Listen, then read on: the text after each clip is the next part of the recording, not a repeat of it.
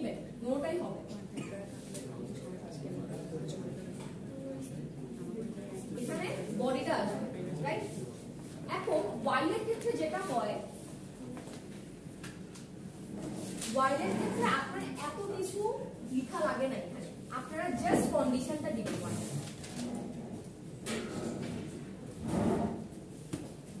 ঠিক আছে? তাহলে ইনিশিয়ালাইজেশন, ইনক্রিমেন্ট, ডিক্রিমেন্ট কোথায় লিখবেন? ইনিশিয়ালাইজেশন তো অলরেডি আপনারা উপরে করেই আসতে পারেন নাকি চাইলে। যখন ফর থাকে তখন ফরে এরকম হয় যে আমরা ইন্ট i লিখতে পারি, তারপর ভিতরে i = 0 লিখতে পারি এই জায়গাতে, রাইট?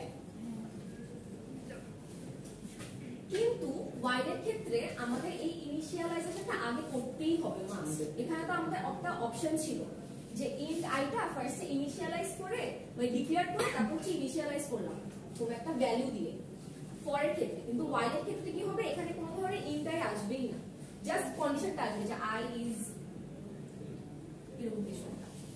তারপর ইনক্রিমেন্ট ডিক্রিমেন্টটা কোথায় আসবে, এটা ভিতরে যাবে। আপনারা যদি বডি এখানে লিখেন কিছু একটা, তাহলে i++ বা i সমান i+1, ঠিক আছে? বুঝছেন? মেইনলি আমাদের ফর এর মধ্যে যেটা ছিল সেটা হচ্ছে int i = 0 n এরকম ছিল, তাই না? তারপর প্রিন্ট করলেন ফরেন কিছু একটা, হ্যালো ওয়ার্ল্ডে প্রিন্ট করলেন।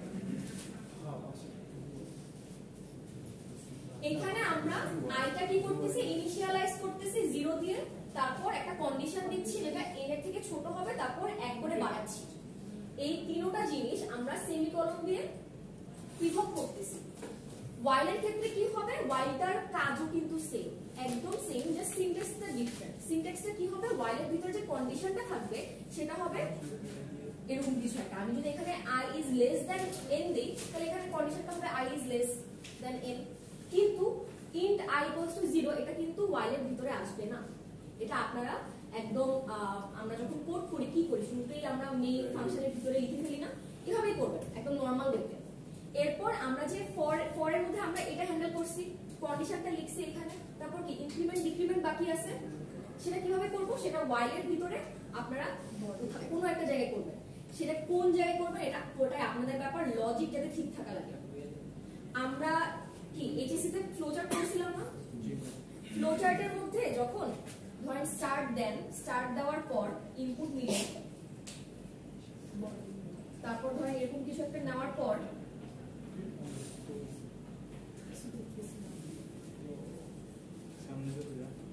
এরকম কিছু করছিলেন না, এরকম ছিল না ফ্লোচার্টটা? স্টার্ট হয়, তারপর ইনপুট নেওয়া হয়, ইনপুট n বা ইনপুট i, তারপর এখানে হচ্ছে কিছু একটা নেওয়া হয়, ধরেন কোন একটা ক্যালকুলেশন করলেন যে x + y এর কিছু একটা, তারপর x + y এর ভ্যালুটা কি 10 থেকে কম নাকি বড়। যদি ছোট হয় তাহলে আমি এটা আবার করব। এটা কিন্তু ফর লুপের মধ্যে ছিল, এই জিনিসটা কিন্তু ফর লুপটাই ছিল, ঠিক আছে? বা while লুপ ছিল। ফ্লো চার্টের হিসেবে যদি আমরা চিন্তা করতে যাই, তখন এই যে বারবার ঘুরতেছে, চেকিংটা করতেছে, সেটা কিন্তু ফর এর মধ্যে ছিল। এখন এখানে যে বডিটা লেখা লাগতেছে, এটাই কিন্তু আপনাদের while এর বডিটা, i++, তারপর হচ্ছে যে i - যেটা লিখে। ক্লিয়ার? পেছনে কি বুঝা যাচ্ছে? লাইটটা অন করে পেছনে দেখা যাবে না।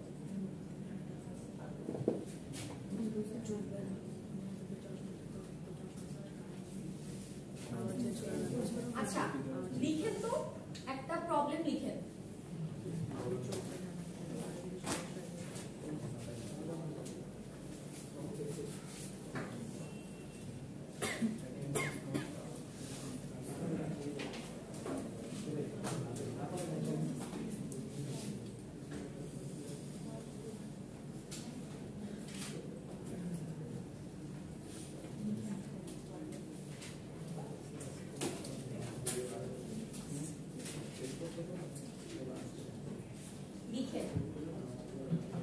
Write a C program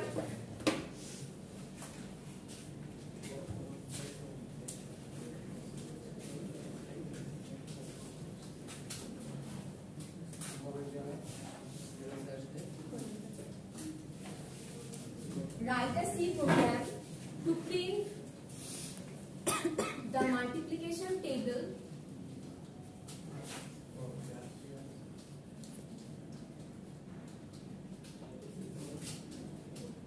write a C program to print the multiplication table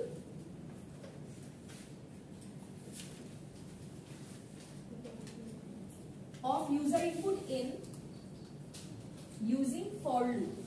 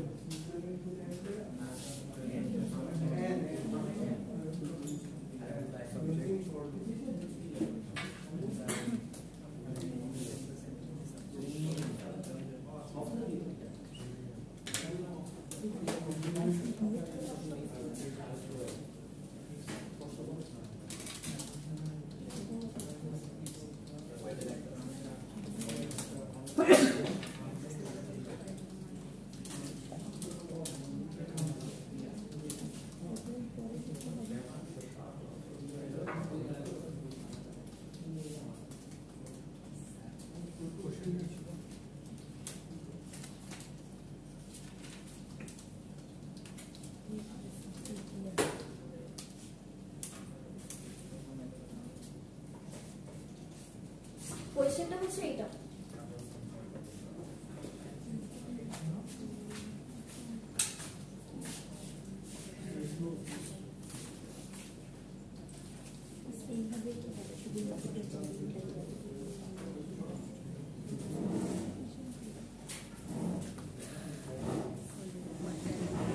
কোশ্চেনটা বুঝছেন?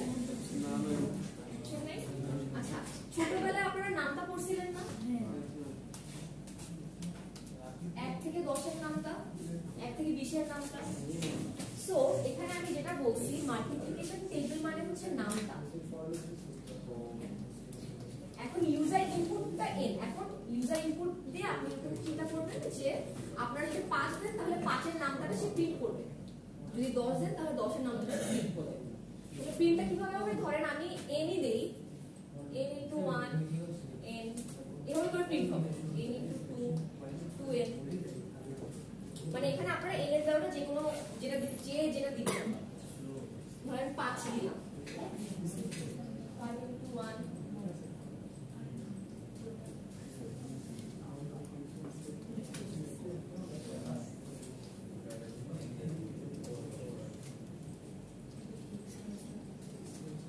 এই নামটা আপনাদের প্রিন্ট করা লাগবে। প্রিন্টএফ দিয়ে ডিরেক্ট করবেন না, কিন্তু ফর লুপ দিয়ে বানাবেন। কিভাবে করতে পারেন বলেন? প্রথমে তো আপনারা হেডার ফাইল দিবেন, তারপর মেইন ফাংশনের মধ্যে ইনপুটটা নিলেন, ইন্টিজার n, int n আর কি। এরপর স্ক্যানএফ নিলেন, স্ক্যানএফ বা প্রিন্টএফ দিয়ে আগে করলেন যে এন্টার দা নাম্বার, এরকম কিছু একটা। তারপর স্ক্যানএফ করে নাম্বারটা নিলেন। নাম্বারটা নেওয়ার পর আপনাদের ফর লুপ ঘুরানো লাগবে। ফর লুপ ঘুরিয়ে কি করবেন? int i equals to 0, clear? i equals to 0 দিবেন নাকি 1 দিবেন? 1 দিবেন, কারণ i এর ভ্যালু কিন্তু এইটা, আপনাদের n কিন্তু এইটা। তাহলে i এর ভ্যালুটা আমরা 1 দিলাম। i কতটুকু পর্যন্ত যাবে? 10 পর্যন্ত। i কি হবে? কিভাবে বাড়বে? এক এক করে বাড়বে। তারপর প্রিন্ট কি দিবেন? গুণ হবে যে এটা।